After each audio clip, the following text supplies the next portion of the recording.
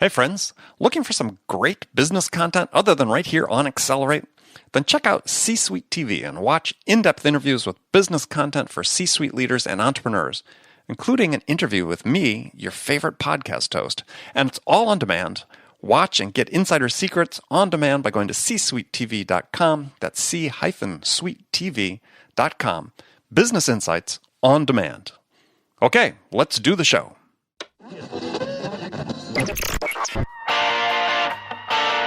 It's time to accelerate.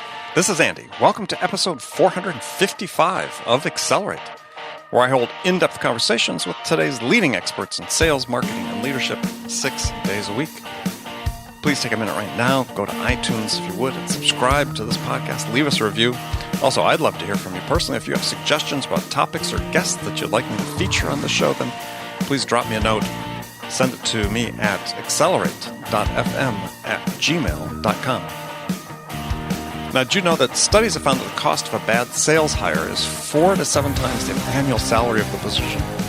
So if you're a sales leader, you can't afford this type of cost. In fact, nobody can. So I've created a guide to help you develop a process to hire the right sales candidates for your company. It's called How to Hire a Winning Sales Team, the Sales Leader's 5-Step Guide to Better Sales Hiring. And it's free. Just go to accelerate.fm/winning to download your free copy. Again, that's accelerate.fm/winning to get your free copy today.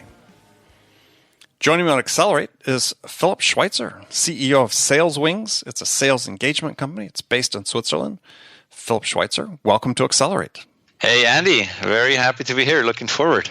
Yeah. God, I wish we could have been doing this interview in person. In Switzerland, we could go out and do some skiing.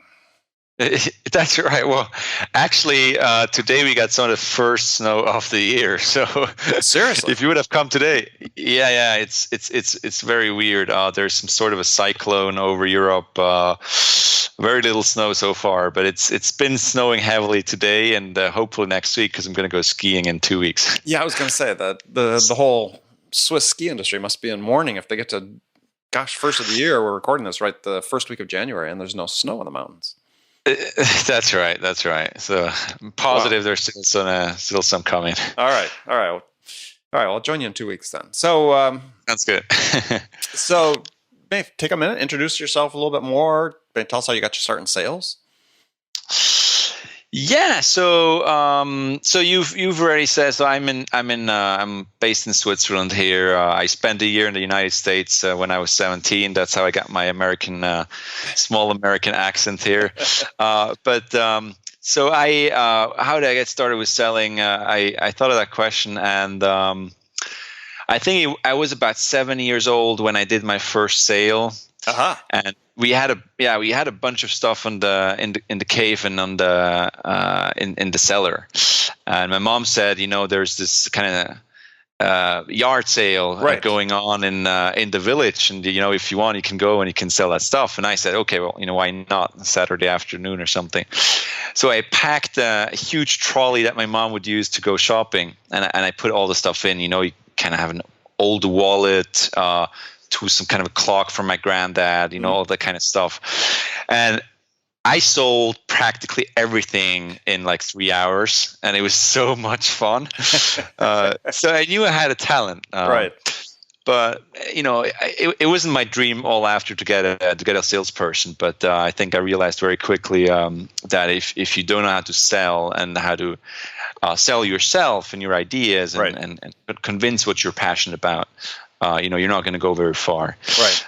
So my first real job was right after university. I was working at a startup. We sold solar bags.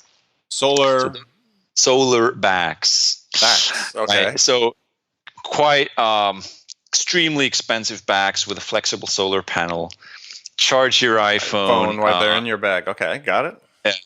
In about 5 hours, it charged your iPhones. and if you're outside. With that side of the bag facing the sun, yeah, all those things. Exactly. So hard sale, right? But no. So I like people. I studied hospitality management. I like to talk to people, and think that's one of the key ingredients. So I slowly slid into it. Right. So what was the impetus then to start SalesWings? I mean, what was missing that you saw as an opportunity? Yeah, so I think, Andy, there is a growing gap between companies that deploy technology effectively and others who ignore it. And technology is part of the fault or part of the blame to be put on why some companies, particularly smaller companies, don't use technology as they should or not at all. Mm-hmm. So SalesWings is probably the simplest way on the planet to prioritize the strongest lead for an organization. The idea came out of I was working at a startup for about 2 years, software as a service. We were selling web-based online accounting packages. We'd use a product called Pardot from Salesforce. Sure, I remember Pardot, right? Yeah, so highly effective marketing automation platform, but on the expensive side, both in terms of licensing and particularly maintenance. So already not a great start for smaller mm-hmm. companies, but also requiring quite advanced understanding of marketing processes, right. nurturing, and so on. So I felt there was a need for resources to support it. I mean, it's not trivial to put together sequences and all those things. Exactly, you're totally right. So SalesWings is really a way to take a company that uses MailChimp, SendLoop, mm-hmm. any kind of CRM. Could be Salesforce, could be another one. They wanna benefit from a predictive lead scoring, from a website tracking. They can deploy SalesWings in a few minutes. We're not talking about weeks. We're not talking about tons of resources. It's a simple and effective way to draw attention to the strongest leads. Okay. Well, I mean, and there are a lot of tracking tools out there in terms of people, opening emails, yada yada yada yada. So you're doing something beyond just looking at that, though, right? I mean, what does your algorithm look at to sort of say, okay, because you, as I understand it, I mean, looking at the product, your scoring is pretty simple too. It's basically one of 3 categories, right? You're hot, warm, or cold. That's right. So when we looked at building our lead scoring, we obviously started doing research into buying signals of customers, and it's not the sheer quantity of data that you're putting into the algorithm which will determine how accurate your prediction is. It is, you need a certain quantity, you need a certain historical data about leads buying signals, but you definitely also need a high quality of that data. Is it reliable? So as opposed to bigger predictive analytics suites such as Lattice engines or Infer, we uniquely focus on website activity. Okay. So our customers need to have a website which is informative, which can play a role in the buying decision process of the customer, which is often the case today. And why uniquely website activity? So it seems to be, from what we found in our research, being a frequent point of information for customers. There's a strong difference between how people search websites over time, especially as they approach a purchase decision. And if you look at your commercial department, marketing and sales, a lot of efforts coming from marketing will end up on the website.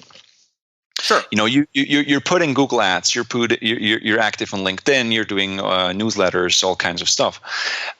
Leads ending up on the website are already to be prioritized in some sorts. Mm-hmm. And out of those leads, we're effectively pretty good at filtering out the top 5% leads. So we focus on website activity. So we monitor leads website activity around the clock. So, but you're monitoring not just sort of loitering time on a page, but you're also measuring. Did they fill out a form? Did they download, or is it just visiting the site and looking at the pages themselves? No, we look at forms. We look at interaction with pages. Mm-hmm. We look at trends. How's frequency? How much time will they spend over time? And then we compare that to the rest of the lead base. And there's different applications. So of course, typically B2B, where you have a lot of sales teams. But we see very interesting B2C use cases as well. Take executive education, sure, where you get a lot of inbound leads, a lot of inbound inquiries, right? And you'd be quite surprised how modern organizations who have sales teams, have a lot of revenues, using Salesforce, using complex marketing automation suites, where the salespeople still get just lists of contacts. They get lists of contacts, and they say, okay, so make your calls, sure. And they will never be able to reach out to all the people. I mean, right. you've come across those. So SalesWings, instead of saying, Mr. Outbound Rep, here's 50 leads from today and yesterday, we're going to say here's 50 leads, and those are the 5 hottest ones you should start with. Okay. So I'm sorry. Go ahead. I didn't want to interrupt. That's it. Yeah. Okay. So just take a step back, just so people understand, they're listening and watching this, that as you said, it's really the simplest way to do that is SalesWings is to have the sort of predictive lead scoring, because you don't then need to invest in a Marketo or a HubSpot or any of the other applications you talked about, Latticeware and so on. So it's looking at what you're doing, not looking at your email at all. So we use email as a way to identify leads initially. Got it. Okay. So we integrate if we have a company interested in using, benefiting from lead scoring, right. We look at what they have in place. So SalesWings will simply integrate with Gmail and Outlook. It integrates with any sort of email marketing solution. You named them, MailChimp, Sendloop, etc. Sure. We integrate with any kind of third-party form, landing page tools, to identify the initial interest. So to understand, say, okay, so this is Andy Paul visiting my site, and as of that moment, our software will in real time qualify, how interested you are right now. Okay, so just to make sure I understand. So you first are going to identify through email who the leads are. Right. Okay. So that's the means to the end. Yeah. That's the means to the end. So, okay. So somebody that first comes to you through just directly to your website, you don't know who they are. We don't know who they are. So there are companies that do that, right? So that's really a kind of IP tracking, right? It's for like lead generation, right? But we will look at what you're doing if you're visiting. We're going to store that, right? And if we identify you through a newsletter, for example, in a week, we know you've been on the website before that. Got it. Okay. So we'll be able to say, as opposed to someone who's just checking in, you've been showing strong interest recently, so you should be called first. Right, because you came and visited us 4 or 5 times before we even knew who you were. Now that we know who you are, you're hot. We need to follow you. That's right. That's right. All right. Now you also talk about doing something with LinkedIn, which I thought was sort of interesting. That's right. Explain that, because that I know your disclaimers on your site and so on about what you're doing or not doing, but it seemed very interesting. I want you to explain to people what it is and how you do it. Sure. Yeah, so LinkedIn, so SalesWings, essentially we've brought out the world's very first LinkedIn lead message tracking. So as you know, there's tons of these tools who do that for Gmail, who will tell you, who's clicked in links in your last email message you sent out. Exactly. None of that exists for LinkedIn, Gmail, Xing, Twitter, and so on. So we felt, social selling being a major trend, LinkedIn being, the most important prospecting platform probably for sales reps. While it's not a prospecting platform, it's used in that way. Sure. We felt it would add tons of value to both LinkedIn and salespeople to have a feedback on who's really interested in my email. Right. Who's really interested in my message. Now, so I have to say that we're currently talking to LinkedIn to understand if they're interested that we continue doing this, as LinkedIn is quite restrictive in who's doing what with the platform. They've had a quite an open API, and there has been a lot of abuse with that. Sure.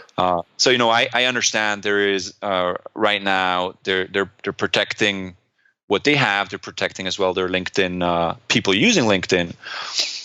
So this is why also we do not scrape any contact data on and so on. But so LinkedIn today, what we're offering is really that if you send an email or a message to someone, we'll tell you and notify you in real time as soon as someone hits your website after clicking in a link to your message.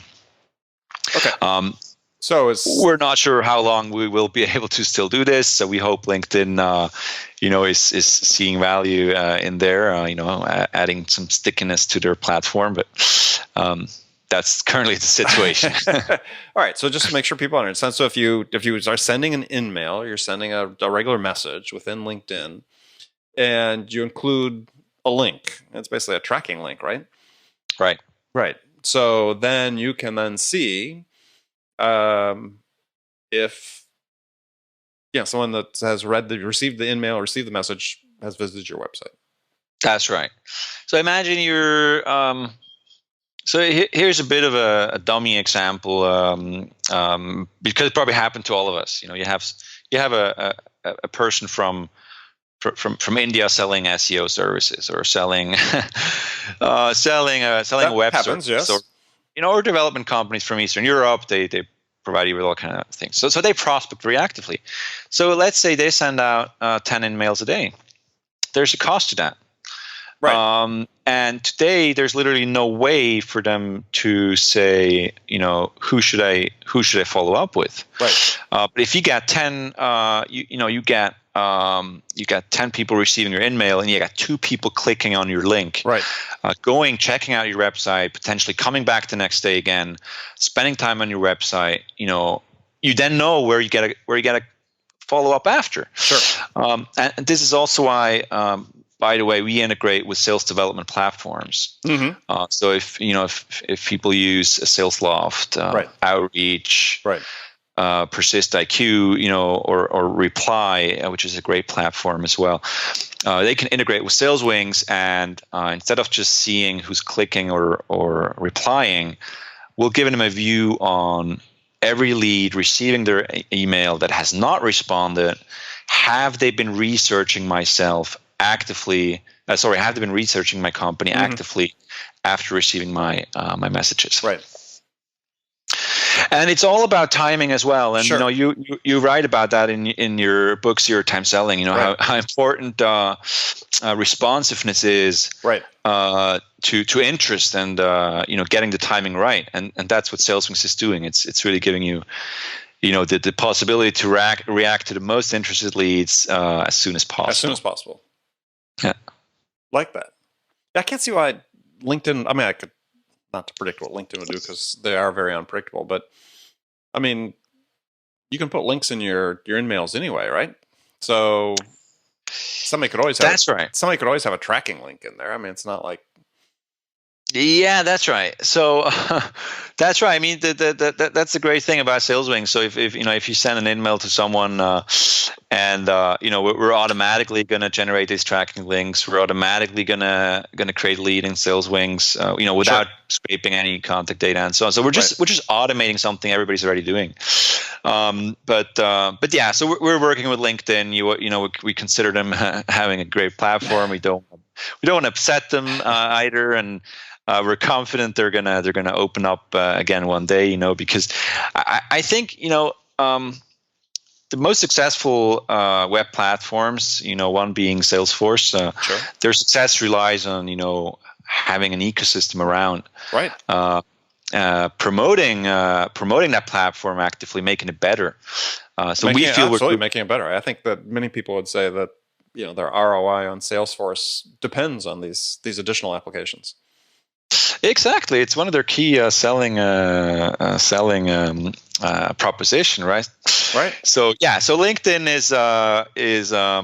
is we believe will go into that direction, and they're already doing that. So they have a CRM partner program. They're integrating already with Salesforce Dynamics. They're planning to do that with NetSuite. So they're going to that direction. So we very much hope we'll be one of the first ones who are a bit outside of the CRM that can offer something like that.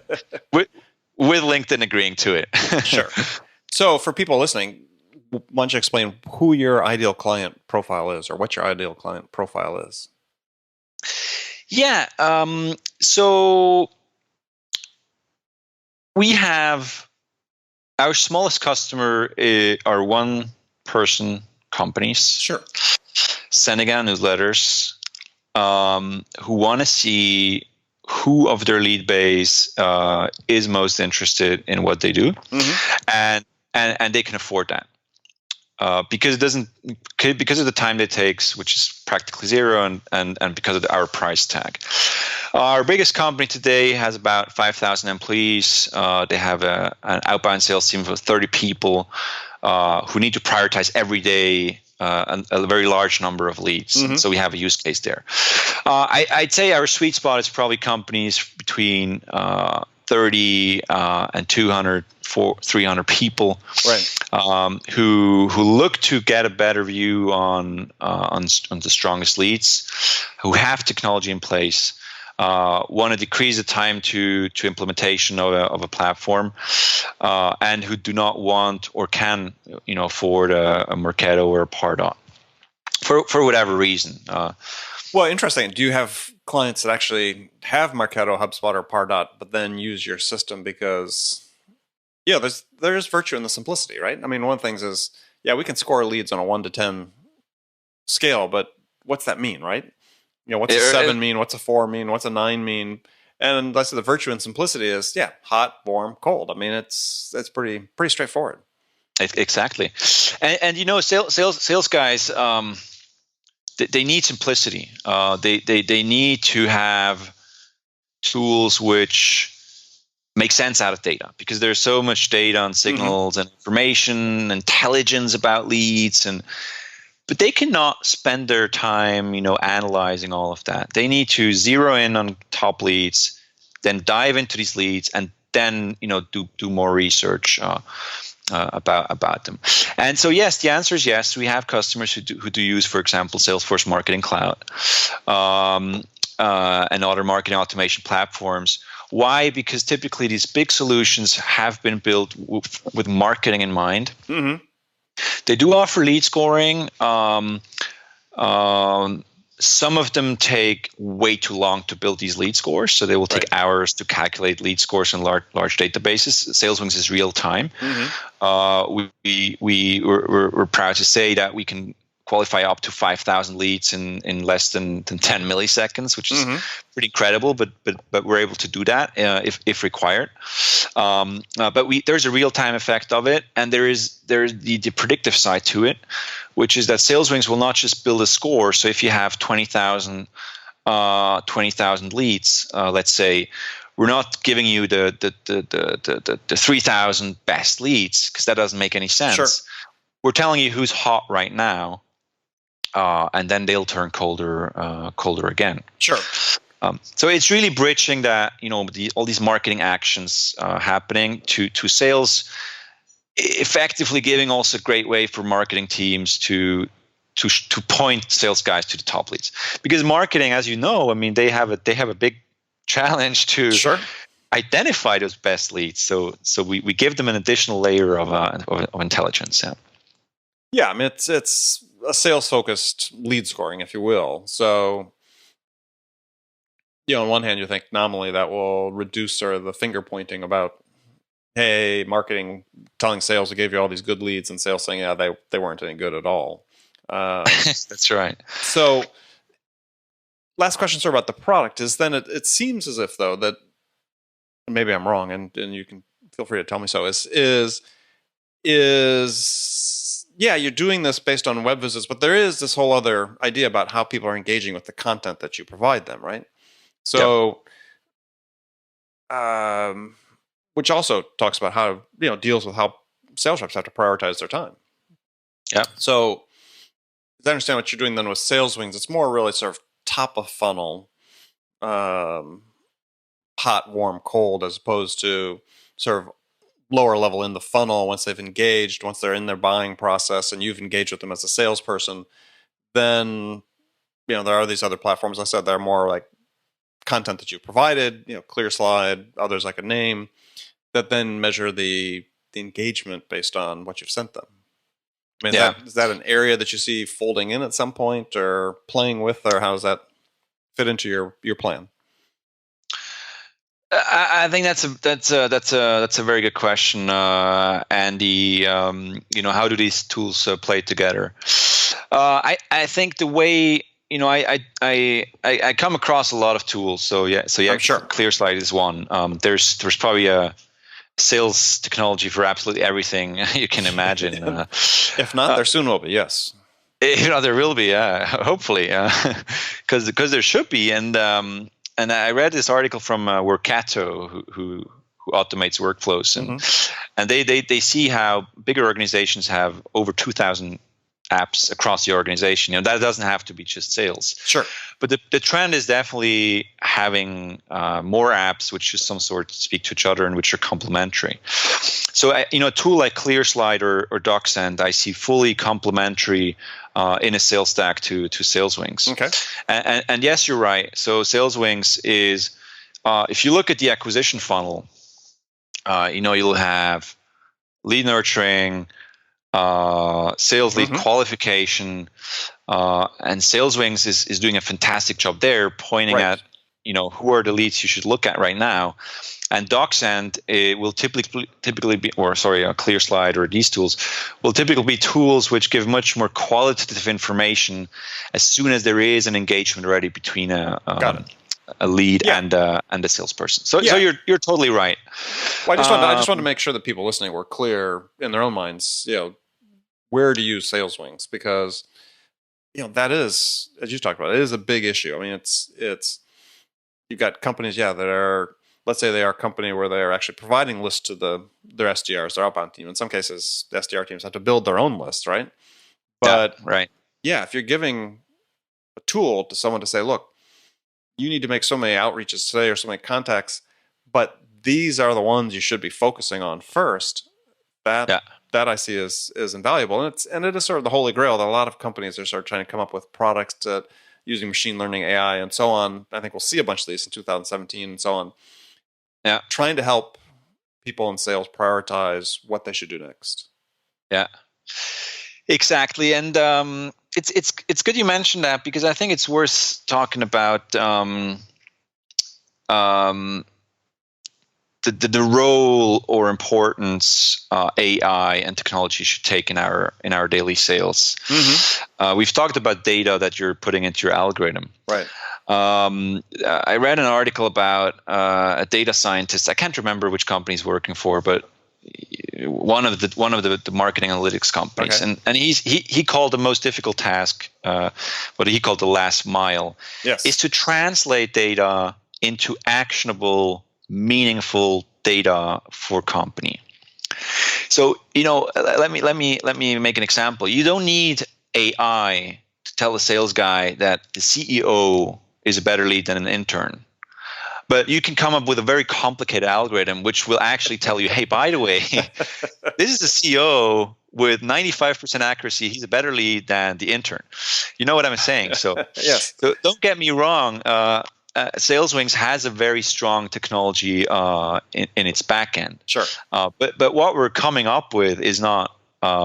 It is what it is. It's pointing the sales guy to the best leads, right? And it helps them taking that next decision. But we're not telling the sales guy, you need to call now this lead. We're going to tell him, out of these 100, look at these 5, maybe these 10, and then you decide who you should be calling back. Right. Yeah. Well, right. But given that they're labeled hot, and understand that could, as you said, that could be temporary. But it is, which I think is perfectly valid, right? I mean, No one's in a continuous straight line from interest to an order, or at least very rarely in my experience. So yeah, strike while the iron is hot. Exactly. I mean, there's an opportunity window, and there's so much distraction, and Exactly. you catch the people in the right moment. Well, and that is part of the thing, right? Is if you're in an environment, as one of the statistics you see out there that SDRs have to reach out up to 18 times to get somebody, right? Yeah. Somebody that's on their list. 18 touches. So whether it's phone calls, email, so on, some social, some combination. And I've seen numbers as low as 6, right? But I mean, somewhere between 6 and 18 is still a lot. So if it's you're a lot, yeah. Right. So if you're going to give somebody a bit of information to say, okay, in this mess of work I have to do and to keep track of, and I can be automating my cadences, but nonetheless, I still need to be able to say, okay, what do I do first today? Yeah, and exactly. And I think having that information, at least to me, if I was in that role, hugely valuable. We see it is, and we see good results from our customers. We have a very loyal customer base as well. You might want to talk to Mark Hunter about that. So he's a happy customer of ours. Oh, he's a customer here as well. I mean, it's, sending very important emails to a very important number of leads, and we give him that view on great leads, for example, which before he did not have. But anyway, yes. So as you say, I mean, 18 times is definitely doesn't surprise me at all that I have SDRs to reach out to me every second week, and And I say, hey, you should use SalesWings because you would not be calling me. You would be calling that other guy who probably checked out your website, 5 minutes ago, and you're going to call him back in 2 weeks when he's on vacation. Right. But yeah. So, but what's your favorite sales technology you're using? Is there one, or what's some of the? Gosh, turning the tables. You come across tons of those. You must know at least as many as I do. Yeah, I mean, I try lots of different things, but I mean, I have a relatively small team, so I don't have a lot of complexity in what I do. But gosh, my favorite sales tool right now. I mean, I can answer that for you. I use Pipedrive is one thing I use pretty consistently on a daily basis. Okay. So, okay. Because I have lots of different pipelines. I'm both customer pipelines as well as pipelines for production of the show. So. Yeah, it's a great tool for me in that regard. So then you should use our all brand new Pipedrive integration. I was reading about that. Yeah, I will. We'll talk about that after the show. But I think you use Meet Me as well, right? Was it called Meet Me? To book the meetings? Oh yeah, no, it's Schedule Once. Yes. Okay, yeah, that's one of my favorite ones. Yeah, too, so. Yeah. So we use that for booking meetings and for booking people to come on the show. So it's worked out very well for us. All right. So now our last segment of the show, I've got some standard questions I ask all my guests. And the first one is a question I've posed to, well over 400 people. And it is, in this scenario, you are been hired as the head of sales, VP of sales for a company whose sales have stalled out. They need to have a sales turnaround. It started in a hurry. So what 2 things could you do your first week on the job that would have the biggest impact? Sales turnaround, you mean they need quickly sales results? Yes. I would probably have lunch with every sales guy. Mm-hmm. And particularly with the best ones, and ask them, why do you sell more than others? And have him teach that to the rest of the team. Why? Because if I come in new, I'll definitely be able to provide tips. There is technology which can be implemented very fast and so on, but people inside the company probably hold the key to selling more. So I think if I would speak to the most performing 2-3 salespeople, and then have those guys teach the others, that'd be a quick win. Okay. All right. Well, that's good. All right. So now I've got some rapid fire questions. You can give me 1-word answers, or you can elaborate if you wish. So, when you personally, Philip, are out selling, what's your most powerful sales attribute? I think I care a whole lot about my customers. Okay. And they can feel that. All right. Who's your sales role model? Who's my sales idol? Sure. That'll work.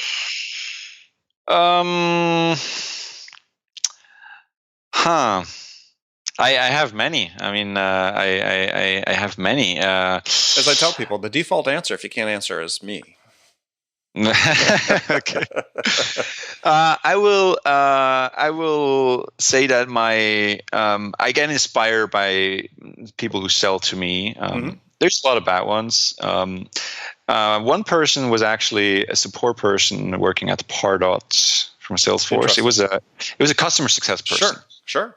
And it was, it was in a phase where we were still deciding whether or not that was the best product for us. And he was, I almost had to beg him to sell it to me. He was so passive, right, but so helpful. So I think that I'm sure that was part of his strategy as well.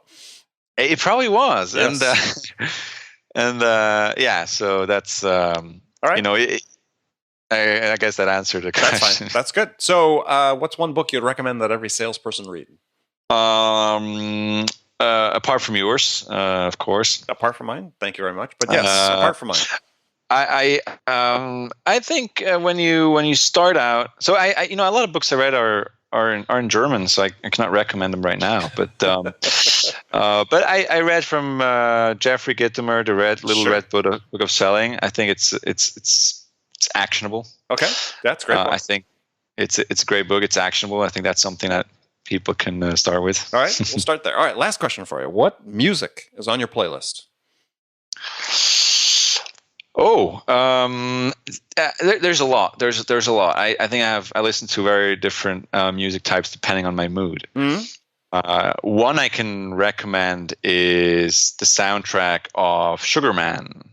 Sugarman, okay. Sugarman, which is a fantastic CD of and a story, by the way, about a musician, guitar and ballades. Is that how you say it in English? Ballades, kind of blues. Oh, blues, right? Yeah. But it goes deep under your skin. Okay. And it's a CD I listen to quite often these days. And, and he was a musician from the 70s. Nobody heard of him, and it's a great story. I'll check it out. Yeah, it's definitely on the list. I'll check it out. I hadn't heard that one. Sugarman, yeah. Sugarman, excellent. All right, well, Philip, thank you very much for joining me today. So tell people they can connect with you and find out more about SalesWings. Thank you, Andy. It's been great. Yeah. So how can they give people contact information for you and SalesWings? Oh, sorry. Okay, I didn't get that. Yeah. So welcome anybody to send me an email, philip@saleswingsapp.com. Somebody wants to one L in Philip. Yeah, PHILIP @saleswingsapp.com. Check our website. Very happy to give personal demo to anyone. We have 30-day free trials. That's the best way to find out. All right. Well, thank you again. And friends, thank you for spending this time with us. Remember to make it part of your day every day to deliberately learn something new to help you accelerate your success. And one easy way to do that, make sure you join all my conversations with leading business experts like my guest today, Philip Schweizer, who gave us expertise about how to accelerate the growth of your business. So thanks for joining me. And until next time, this is Andy Paul. Good selling, everyone.